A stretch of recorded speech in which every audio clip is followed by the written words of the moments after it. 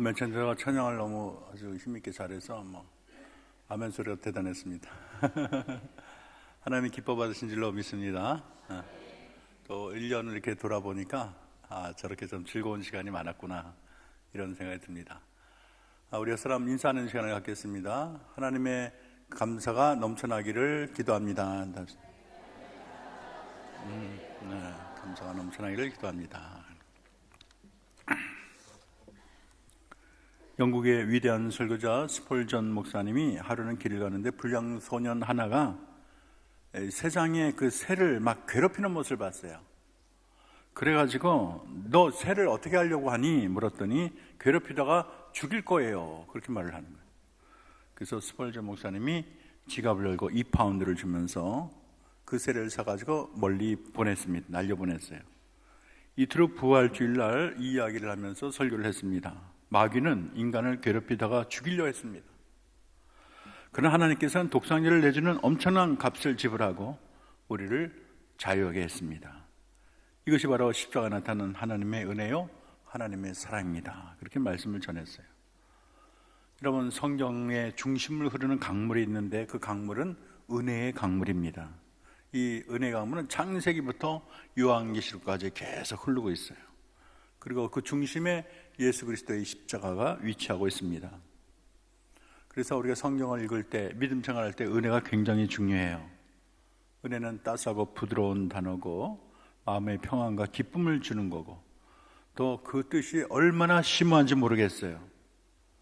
우리가 사랑이라는 주제를 가지고 지금까지 몇백만 권, 몇천만 권의 소설을 썼지만 아직도 무궁무진하다는 거예요. 사랑이 그렇게 깊다는 거잖아요. 우리 기독교에서는 은혜가 그래요. 은혜를 아무리 연구해도 그 안이 얼마나 깊고 얼마나 넓은지 모르겠어요. 그래서 이 성경은 은혜의 역사고 은혜의 책입니다. 은혜라는 것은 내가 얻을 만한 조건과 공로가 없지만 거저 주시는 하나님의 호의를 은혜라 그래요. 예를 들어서 갓난아기가 부모에게 의존하듯이 영적으로 무기력하기 짝이 없는 우리 인간들은 다 아버지 하나님으로부터 환해설까지 다 의존하고 사는 것입니다. 아마 성경에서 은혜를 가장 많이 느끼고 또 은혜를 가장 많이 전도한 자가 누구냐 그러면 바울을 꼽을 수가 있어요. 바울은 은혜의 사도입니다. 은혜를 깊이 체험했어요. 그리고 그 은혜를 신학화라는 작업을 거쳤어요. 그래서 이전에 바울이 은혜 강에 이렇게 들어가기 전에는요, 하나님과 원수예요. 예수님을 핍박하는데 앞장섰어요. 믿는 사람들을 잡아다가 죽이는데 최선을 다했어요. 아주 악랄한 사람이죠. 근데 그런 사람이 이렇게 바뀌어가지고 하나님의 은혜의 사도가 됐다는 것은 대단한 거예요. 그러니까 이러한 삶의 이 전환에는 은혜 아니고는 이 삶의 이 전환을 풀 수가 없어요. 그래서 우리 주님이 말하기를 죄가 많은 곳에 은혜가 많다 그러잖아요. 얼마나 부족하면 얼마나 거룩한 죄인임을 자기가 알기 때문에 은혜가 너무 귀한 거예요. 8절에 보면 바울은 이제 자기를 소개합니다. 만삭되지 못하여 난 자. 그래서 아기가 10달을 채워야 되는 팔싹둥이로 나온 거예요. 그리고 9절에 보면 사도 중에 가장 작은 자요 하나님의 교회를 핍박했다. 그래서 나는 사도라 칭함을 받지 못하겠다. 그렇게 말했어요. 또 고린도서 4장 13절은 자신을 만물의 찌꺼기 이렇게 말을 했어요. 이런 표현을 잘 안 쓰잖아요. 나보고 만물의 찌꺼기라는 표현 쓰나요? 요즘에? 굉장히 그 정도로 자기 자신을 이 처참함을 얘기했습니다. 디모데전서 1장 15절에는 자신을 죄인의 괴수라고 했어요. 자기 본질을 알면 알수록 너무 자기가 처참한 거예요. 이전에 몰랐는데 예수 믿고 사도가 보니까 내가 과거에 너무 잘못했다. 내가 너무 큰 죄를 졌다. 너무 부끄럽다. 깨달은 거예요. 자기가 죄인임을 알기 때문에 자기를 용납하신 그 하나님의 사랑이 너무 크게 되는 것입니다. 사실 주님이 모른 척하고 내버려뒀으면 멸망의 구덩이에 빠졌을 거예요. 근데 주님이 친히 다메섹 도상에 나타나시고 강권적으로 그 영혼을 이끌었어요. 손을 잡았어요. 그리고 하나님을 핍박하던 자를 불러서 주님을 증거하는 그런 사도로 삼았어요. 그러니까 그 은혜가 너무나 대단하고 너무 황송한 거예요. 그래서 자기가 이렇게 사도가 돼서 복음을 전하기까지 은혜가 너무 많았어요. 은혜 아니고는 나를 생각할 수가 없어요. 남들이 알지 못하는 은혜를 붙잡았고 또 보았습니다. 은혜 강이 넘쳐 흐르고 아니 은혜의 바다에 자기 영혼이 풍덩 빠지고 말았어요. 그리고 역사상 가장 위대한 은혜의 고백을 하는데 그게 바로 나의 나된 것은 하나님의 은혜로 된 것이라. 내가 나된 것은 하나님의 은혜로 됐다고 이 온 세상 사람을 향하여 그렇게 선포하고 있는 것입니다. 눈이 열리고 보니 은혜를 헤아릴 길이 없어요. 그래서 입만 벌리면 하나님의 은혜 이야기를 합니다. 받은 은혜가 많지만 몇 가지 은혜가 있어요. 첫째는 만세전에 택하신 은혜가 있어요. 이 다메섹 도상에 너무 빛이 강렬히 쬐이니까 장님이 되어버렸어요. 그리고 아나니아라는 선지자를 찾아갑니다. 아나니아를 찾아가서 자기가 기도받고 눈이 열리기를 원했어요. 그런데 하나님이 아나니아에게 너는 직가에 가서 사울을 만나라. 그리고 환상을 보여주면서 이렇게 안수해서 그 눈을 뜨는 장면을 환상으로 보여줬어요. 그런 일을 행하라는 것이겠죠. 그러니까 아나니아 깜짝 놀랐어요. 하나님 이 사람 누군지 아시잖아요. 얼마나 예수 믿는 자를 핍박했습니까? 내가 저 사람의 눈을 뜨게 하라고요. 그런데 그때 아나니아에게 한 말이 너무나 대단해요. 뭐라고 말했냐면 이 사람은 내 이름을 이방인과 임금들과 이스라엘 자손에게 전하기 위하여 택한 나의 그릇이다. 그렇게 말을 하는 거예요. 아니 그렇게 못돼 먹은 사람, 예수 믿는 잡아넘기는 사람, 저 사람 빨랑 그냥 없어지든지 사라지든지 해야 되는데 아니 그 사람이 벌써 이방인과 임금들에게 이스라엘에게 전하기 위해서 하나님이 택한 자라는 거예요. 그래서 바울이 그 이야기를 들을 때 어떻게 생각하겠어요? 나의 구원이 영원전부터 하나님이 정하셨구나. 그렇게 되는 거예요. 영원전부터 하나님이 나를 그릇으로 택했구나. 그래서 하나님의 정하심에 대한 그 이야기가 바울 서신의 곳곳에 나옵니다. 하나만 들어보면 갈라디아서 1장 15절 16절 우리 다 같이 한 목소리로 읽어보겠습니다. 시작. 그러나 내 어머니의 태로부터 나를 택정하시고 그의 은혜로 나를 부르시니가 그의 아들을 이방에 전하기 위하여 그를 내 속에 나타내시기를 기뻐하셨다. 예, 여기 보면은 저기 있어요. 내 어머니의 태로부터 나를 택정하시고. 자기를 택정한 게 어머니 태로부터 택정하셨대요. 하나님의 예정에는 내 공로가 없어요. 내가 하나님의 택하심을 받기 위해서 무슨 커다란 공로 세운 게 아니에요. 뭐 많은 1,000번제를 드려서 내가 택함 받은 게 아닙니다. 하나님이 예정할 때는 이 세상을 짓기 전에 벌써 예정을 했어요. 내가 그때 하나님 앞에 가서 이쁜 춤을 춘 게 아니에요. 엄마 앞에서 짝짝꿍, 아빠 앞에서 짝짝꿍, 무슨 애교를 부린 것도 아닙니다. 왜냐하면 그 시간에 나는 존재하지 않았어요. 아무 한 일이 없는데 하나님이 나를 택했어요. 아무 공로가 없는데 너는 내 것이다. 너는 내 백성이다. 너는 내 자녀다. 하나님이 빵 택했어요. 그래서 그 은혜에는 내 공로가 1%도 없어요. 여러분, 인간적으로는 내가 예수 믿는 것 같지만, 내가 하나님 택한 것 같지만 사실은 하나님이 나를 택했어요. 그래서 요한복음 15장 16절 보면 너희가 나를 택한 것이 아니요 내가 너희를 택하여 세웠나니 그렇게 말을 했어요. 물론 우리 인간의 세계에는 내가 택했죠. 내가 불교가 할까 내가 기독교가 할까 한참 고민한 다음에 그래서 내가 교회에 온 거예요. 내가 신중하게 택한 사람 많이 있잖아요. 믿을까 말까 하다 믿는 사람이 있잖아요.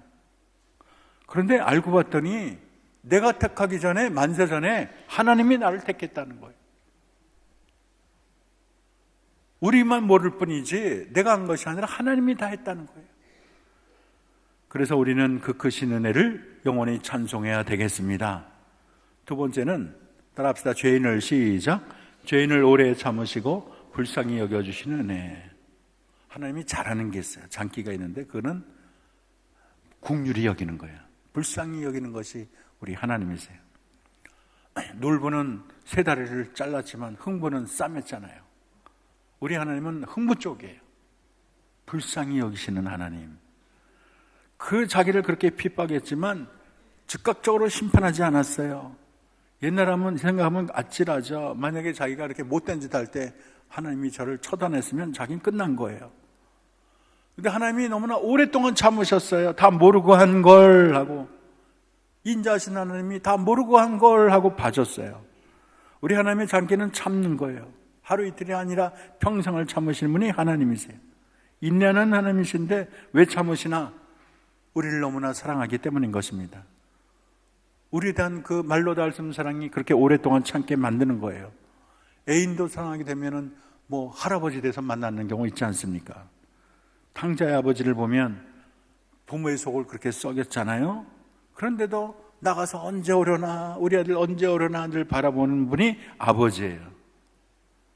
우리 속 생각으로 하면 그렇게 나 싫다고 떠나고 그냥 재산 가져가서 먼 나라 방탕하는 그놈의 자식 봐서 뭐해 이럴 수가 있겠지만 하나님 그렇지 않아요. 하나님은 언제 우리 아들이 돌아올까 긍휼히 여기시는 분이 우리 하나님이십니다. 그래서 저는 봐준다는 게 참 좋은 말 같아요. 근데 사실 제가 고등학교 때 또 대학교 때 봐주질 않았어요. 그래서 지금 약간 마음이 꺼립니다. 뭘 봐주지 않았냐면 안에 우리 집에 개미들이 있는데 개미가 날개 달린 개미가 쳐들어오는 거예요. 쏠개미라 그래요. 근데 뒤가 빳빳한데 한 번 쏘면 엄청 아파요. 그러니까 부엌에 가가지고 개미 보는 독시 손으로 꾹꾹 누르는 거야. 꾹꾹 눌러요. 너 나를 쐈지, 앞으로 쏠 거지 하면 꾹꾹 눌렀어요. 가만히 생각해 보니까 우리가 하나님 앞에 쏠개미 같은 존재야. 바울도 얼마나 하나님 마음을 아프게 했어요. 우리도 예수 믿기 전에 얼마나 하나님 앞에 하나님 마음에 멍들게 했습니까? 그때 하나님이 꾹꾹 찔렀으면 끝나는 거예요. 근데 하나님이 꾹꾹 찌르긴커녕 다 모르고 한 걸 그리고 봐줬다는 거예요. 그래서 죄인을 오래 참으시고 불쌍히 여겨주시는 게 그것이 바로 은혜라는 거예요. 세 번째는 죄인을 불러주신 예수님의 은혜가 있어요. 여러분, 바울은 예수님을 대적하던 자인데 자기가 그 시간도 공문을 가지고 사람을 잡으려 갔는데 다메섹 언덕을 가는 동안 햇빛보다 강한 빛이 나를 비추는 거예요. 뉘시나이까? 그랬더니 사울아 사울아 내가 어찌하여 나를 핍박하느냐, 그렇게 말씀하시는 거예요. 자기가 주님을 핍박하고 창을 던지고 칼을 던지는 그 시간에 하나님의 진노 내신에 무한한 자비가 내린 것입니다. 그리고 하나님이 자기를 붙잡아줬다는 게 너무 감사한 거예요. 예수님이 이 세상에 와도 성인이나 군자, 공자, 맹자 정도 되는 사람을 구원하러 오셨다면 나는 구원과 상관이 없어요. 근데 우리 주님이 의인을 부르러 온 것이 아니고 죄인을 부르러 왔고, 살인자도 간음자도 장녀도 회개만 하면 다 받아주시니까 이게 얼마나 큰 은혜입니까? 그 사랑 때문에 자기가 구원을 받은 거예요. 네 번째는 자신을 일꾼 삼으신 은혜가 있어요. 따라할까요? 일꾼 삼으신 은혜. 네. 과거의 한 짓을 생각하면 용서만 해줘도 대단한 거예요. 감지덕지라 그래요. 그런데 자기 같은 사람을 용서할 뿐만 아니라 사도로 만들어서 온 세상의 복음을 전하는 하나님의 최고의 종으로 만들어줬어요. 그건 너무 고마운 거예요. 감사가 하늘을 찌르는 거예요. 자기보다 훌륭한 사람이 얼마나 많은데, 어려서부터 하나님을 섬기고 봉사한 분이 많은데 자기같이 핍박하다가 지금 돌아선 자를 하나님의 온 세계 복음을 전하는 놀라운 자로 삼았다는 게 너무 감사한 거예요. 그래서 이 바울에게는 모든 것이 은혜로 시작해서 은혜로 마칩니다. 참은 것도 은혜, 용서해 준 것도 은혜, 자신을 충성되이 여겨준 것도 은혜, 또 하나님의 충성된 종으로 삼아주신 게 은혜. 이 큰 사역을 내게 맡기셔서 너무 감사합니다. 창조도 은혜, 생명도 은혜, 십자가도 은혜, 천국도 은혜가 되는 거예요. 물고기가 물을 떠나서 살 수가 없죠. 인간은 하나님의 은혜 떠나서는 살 수가 없어요. 그래서 은혜를 많이 받다 보니까 이제는 과거의 바울이 아니고 달라졌어요. 옛날의 사울이 아니에요. 뭐가 달라졌을까요? 첫째는 겸손합니다. 따라합시다. 겸손합니다. 하나님께 은혜 받는 최고의 비결은 겸손이에요. 교만하면 받은 은혜도 다 쏟아버려요.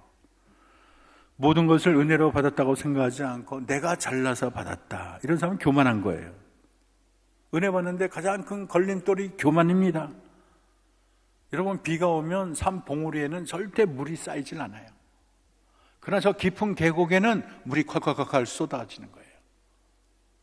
마음이 너무 높으면은 하나님의 은혜가 거기 머물질 못해요. 그러나 마음이 골짜기같이 낮게 되면 모든 은혜가 거기에 다 쌓이게 되는 것입니다. 은혜의 사람은 심령이 낮아지는 경험을 합니다. 흔히 사람들은 풍요와 번영이 은혜의 죄라고 생각하지만 사실은요, 은혜를 언제 제일 많이 받느냐? 내가 낮아지고 눈물 흘리고 깨어질 때 은혜를 받아요. 사도 바울도 인생의 깊은 골짜기에 내려가고 나서야 하나님의 은혜의 크심을 알았습니다. 우리가 은혜의 자리가 어디 있는가에 대해서 스코틀랜드 조지 마티스는 이렇게 얘기했습니다. 믿음의 선진들에게 가장 잊지 못할 풍요의 자리가 어디였던가 물어보라. 그들의 대답은 한결같이 내가 엎드렸던 차가운 바닥이라고 답할 것이다. 아브라함에게 물어보라. 이삭을 바치려던 모리아 번제단을 가리키리라. 요셉에게 물어보라. 억울하게 갇혔던 차가운 감옥이라고 말할 것이다. 이 차가운 감옥에 하나님을 만나는 은혜의 자리라는 거예요. 롯에게 물어보라. 허리가 아프도록 이삭을 줍던 보리밭이라고 말할 것이다. 다윗에게 물어보라. 나단의 책망을 받은 후 무릎을 닳도록 엎드리며 눈물로 적셨던 그 침상이라고 말할 것이다. 베드로에게 물어보라. 닭이 울던 시간 가야바 차디찬 담벼락에 머리를 부딪히며 통곡하던 그 장소가 바로 내가 은혜를 만났던 곳이다, 그렇게 말할 것이다. 요한에게 물어보라.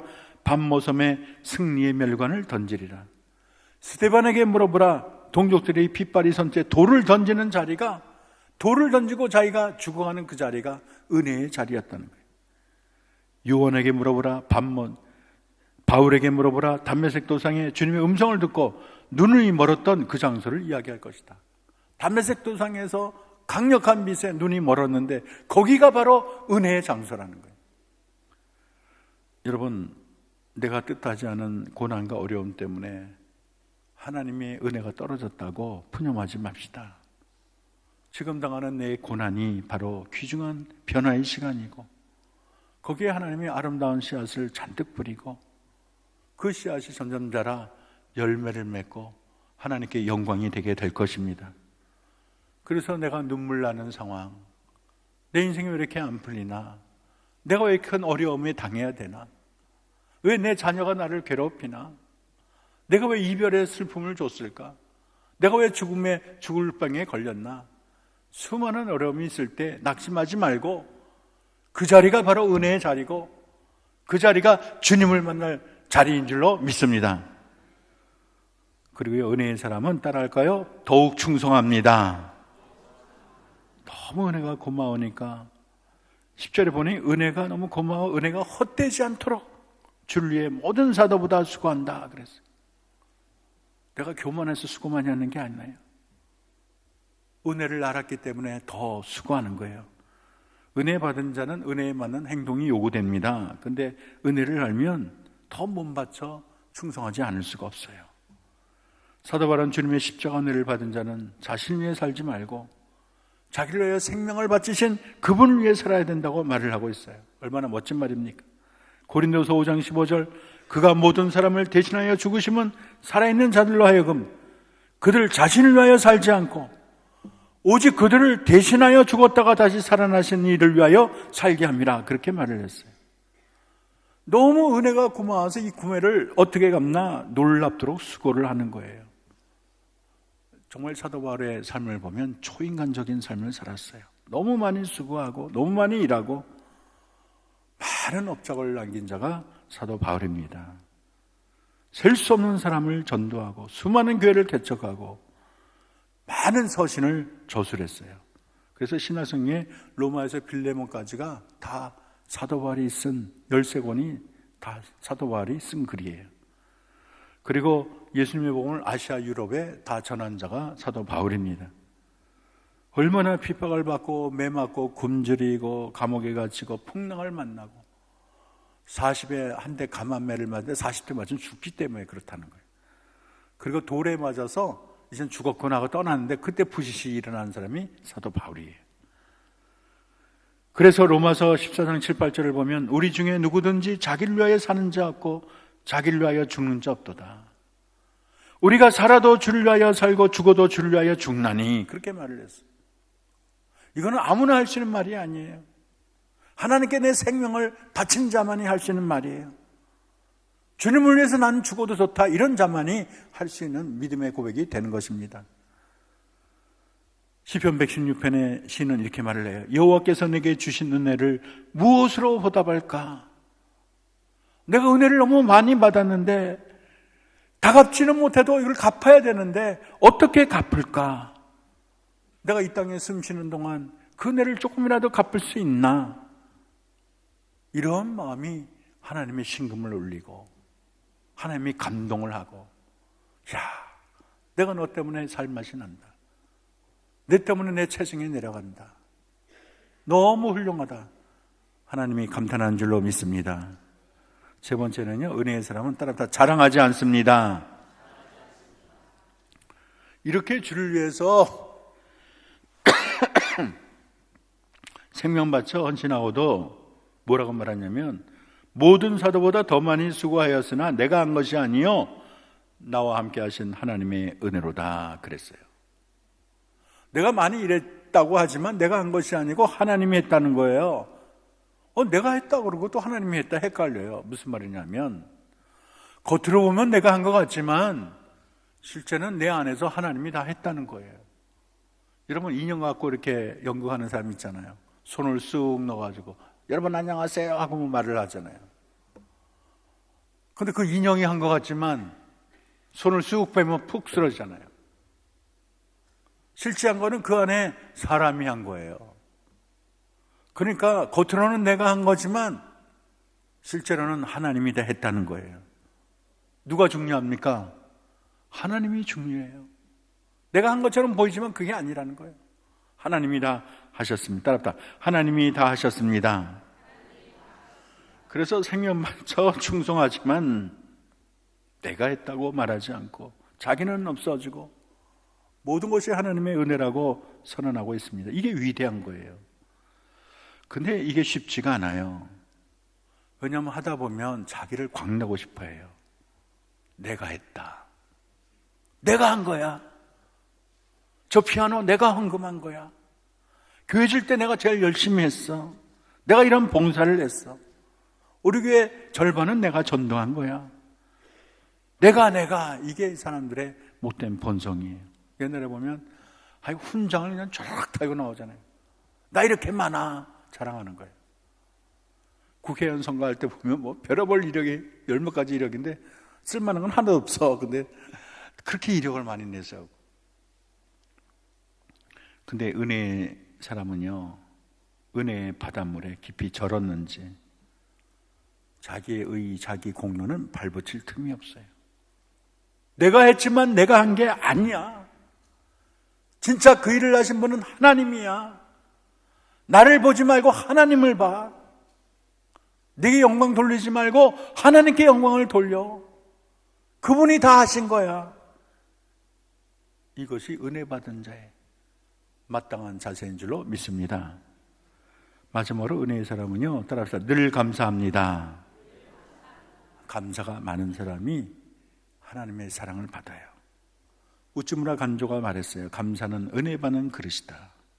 감사의 그릇이 클수록 더 큰 은혜가 임하는 거예요. 여러분, 온 천지가 하나님의 은혜로 가득 차 있어요. 내 아내를 봐도 감사하고, 내 남편을 봐도 감사하고, 부모님을 봐도 고맙고, 내 자녀를 봐도 고맙고, 두 다리로 걷는 게 고맙고, 음식을 먹으면 뭐든지 맛있어. 그게 제가 병이에요. 뭐든지 맛있어. 난 지금까지 맛 없는 적이 없어. 그냥 김치에 물 말아 먹는 게 최고로 맛있어. 다른 거 필요 없어. 짜장면이면 만족해. 나 평생 짜장면만 먹어도 좋아요. 뭐든지 맛있는 게 복이에요. 왜냐하면 병원에 갔더니 한 수저를 못 들어. 입안에 모래 넣는 것 같다는 사람도 많아요. 아침에 떠오르는 해를 보면 고맙고, 밤하늘의 별을 보면 너무 고맙고, 들의 꽃 한 송이를 보고 내가 감동을 하는 거예요. 제가 옛날에 달밤에 걷다가 담벼락에는 꽃을 보고 얼마나 감동한지 몰라요. 이 도봉동에 가면 미용 공장이 있었는데 양쪽에 뚝에 코스모스가 쫙 피어 있는 길을 제가 얼마나 많이 다닌지 몰라요. 그 밑에 뚝에는 달맞이 꽃이 있어. 얼마나 세상이 하나님의 영광으로 가득합니까? 바울처럼 그 은혜를 입은 은혜에 젖은 사람이 이 세상에 많이 나와야 되는 거예요. 믿음의 후예들은 다 그런 사람이 되어야 되는 거예요. 저는 그런 사람 가운데 한 사람을 얘기하고 오늘 마치겠습니다. 깔뱅이에요. 제가 깔뱅을 전공했어요. 근데 이 깔뱅의 좌우명이 하나님의 영광을 위하여. 따라합시다. 하나님의 영광을 위하여. 솔리 글로리아 데이, 그렇게 말을 했어요. 일평생 하나님을 위해서 수고하고 애쓴 자가 깔뱅이에요. 근데 몇 살에 죽었냐면 만으로 55세, 젊은 나이에 세상을 떠났습니다. 하루에 2번, 3번 설교를 했고 몸이 좋지 않아서 설교 한 시간 하고 나면 휴식을 취한 후에 다시 나와서 설교를 했어요.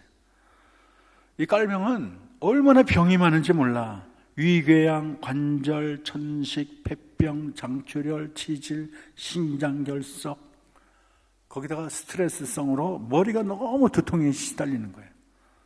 그래서 그는 질병을 이렇게 말을 했어요. 부르심을 받아들임으로 하나님을 기쁘시게 하는 방법을 배우게 되는 안식의 메시지, 그렇게 말을 했어요. 그래서 그의 별명이 있는데 워킹 호스피털, 무슨 말이에요? 걸어다니는 병원, 그랬어요. 치질이 심했어요. 30가지 이상의 병이 괴롭혔어요. 그 많은 병에도 불구하고 몸을 깎고 자기 몸이 달아 없어질 때까지 희생하고 자기 인생 전체를 하나님께 묶어 바쳤습니다. 어느 날 깔뱅은 친구에게 이런 얘기를 했어요. 낮에 해가 비치는 동안에 창밖을 내다볼 시간이 없다네. 만약 이대로 계속된다면 도대체 세상이 어떻게 생겼는지 잊어버릴 지경일세. 일상 업무를 다 마친 후에 수많은 편지를 써야 하고 수많은 문의에 답해야 하지. 이 때문에 잠을 거르는 밤이 너무나 많은 실정일세. 자기 인생 전체를 하나님께 바쳤어요. 건강을 다 바쳤어요. 그럼에도 불구하고 자기 자신이 얼마나 무가치한 존재인가. 하나님의 은혜 없이는 나는 아무것도 아니야. 문이 깔뱅이에요. 자기 때문에 하나님의 영광이 가려질까 봐 노심초사했어요. 그래서 이런 유언을 남겼어요. 내가 죽은 후에 내 무덤에 비석을 세우면 안 돼. 혹시 비석 세우고 사람이 나를 그렇게 너무 영광스럽게 하면 하나님의 영광을 갉아먹는 게 아니냐, 그렇게 생각을 했어요. 마지막으로 한 말이 이겁니다. 내가 한 모든 일은 아무 가치가 없습니다. 나는 미천한 피조물에 불과합니다.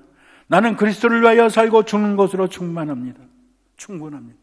나는 그리스도를 위하여 살고 죽는 것만도 충분하다는 거예요.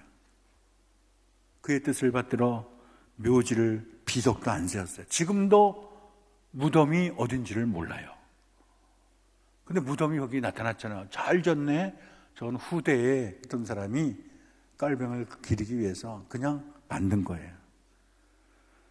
주님을 위해 목숨까지 바치지만 모든 것이 하나님의 은혜 때문이라고 겸손하게 이름 없이 영광을 돌리는 그 인생이 얼마나 향기롭고 얼마나 멋지고 얼마나 참 하나님 받으시기에 합당한 인생이 되겠습니까? 우리 모두 주님께 베푸신 은혜를 손꼽아 보기 바랍니다. 내게 좋은 부모를 주신 하나님 감사합니다. 좋은 아내와 남편을 만나게 하신 하나님 감사합니다. 몇 시간 굶지 않고 먹을 것 입을 것 주신 하나님 감사합니다. 수많은 질병이 있었지만 건져주신 하나님 감사합니다. 무엇보다도 내가 예수 믿고 멸망치 않고 천국 백성 되게 하시니 감사합니다. 나에게 사명 주셔서 감당할 직분 주시니 감사합니다. 우리가 하나님의 은혜를 다시 마음속 깊이 새기고 진정한 감사를 올리기를 바랍니다. 우리는 하나님의 은혜 없이는 한 시간도 살 수 없는 존재예요. 하나님이 붙들어주니까 살지, 붙들어오면 덜썩 쓰러지는 게 우리 존재예요. 그러므로 나의 나된 것은 하나님의 은혜인 줄로 믿습니다. 한량없는 하나님의 은혜에 깊이 젖어서, 아니 내가 뭐길래 하나님께서 나를 이토록 애지중지하시나, 내가 뭐길래 하나님이 이토록 사랑하시나, 너무 그 사랑이 과분하다, 주여 내 잔이 넘치나이다. 이런 아름다운 은혜의 고백으로 평생을 사는 저와 여러분 되기를 주의 이름으로 축원합니다. 기도하겠습니다. 하나님, 주님의 은혜에 감사드립니다. 모든 것이 주로부터 나며 모든 것이 주의 은혜임을 고백합니다. 사도 바울이 나의 나됨은 하나님의 은혜라는 고백이 우리 모두의 평생의 고백이 되게 하옵소서. 사도 바울은 주님의 은혜 속에 깊이 들어가 은혜를 맛보고 은혜를 만졌습니다. 나의 나된 것은 하나님의 은혜라는 그의 고백이 귀를 울립니다. 너무나 아름답습니다. 우리는 하나님의 은혜 없이는 한순간도 살 수 없는 존재입니다. 우리 모두 받은 바 은혜를 찬송하고 그 은혜에 영원히 감사하는 주의 성도들이 되게 하옵소서. 예수님의 이름으로 기도합니다. 아멘.